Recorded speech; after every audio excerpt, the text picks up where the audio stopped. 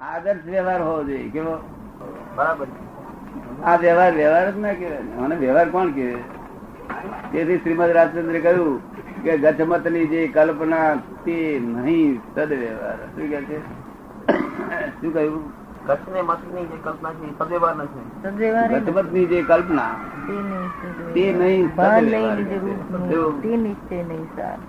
કે ભાઈ આ ગચમાં કે એ ગચમાં જેને ધર્મ પાડ્યો છે એ બધી કલ્પના છે કે છે ગચમત ની જે કલ્પના તે નહીં સદવ્યવહાર.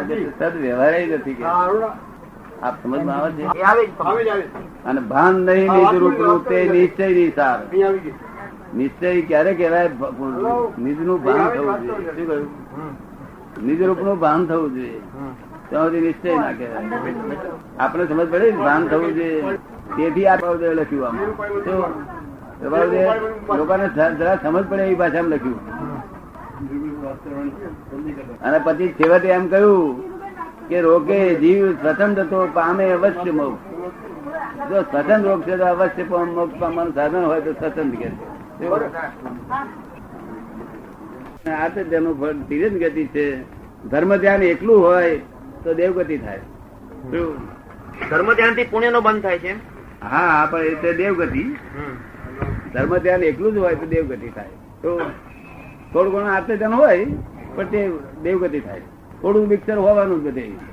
તો અને શુક્લ ધ્યાન હોય તો મોક્ષ થાય. પણ આ કાળમાં શુક્લ ધ્યાન ન હોય એમ એ લોકો કે છે. આ કાળમાં કોઈ પણ શુક્લ ધ્યાન ન કરી શકે એમ પણ કહેવામાં આવ્યું છે. શું કહે છે? આ કાળમાં શુક્લ ધ્યાન કોઈ ન થાય એવું કહે છે. થાય તેને કઈ મારી નખાય આપણે? કોઈને થઈ ગયું ત્યારે કઈ ખૂન કરાય? કોઈને થઈ ગયું ત્યારે મારી નખાય આપણે?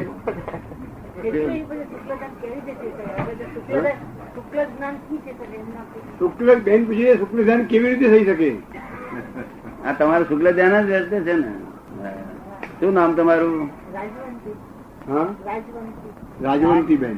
રાજવંતી. તમે હવે હું પૂછું ત્યારે જવાબ આપો. તમે ખરેખર રાજવંતી છો કે શુદ્ધાત્મા છો? એ કહો. શું કે? શુદ્ધાત્મા છું. એ શુદ્ધાત્મા એ તમારું ધ્યાન, તમારા ધ્યાનમાં તમે શુદ્ધાત્મા છો એ રહે છે. આ ભાઈ ના ધ્યાનમાં હું સુકેતું છું એવું રહે છે. તમને કહ્યું તમારા ધ્યાનમાં રહે છે.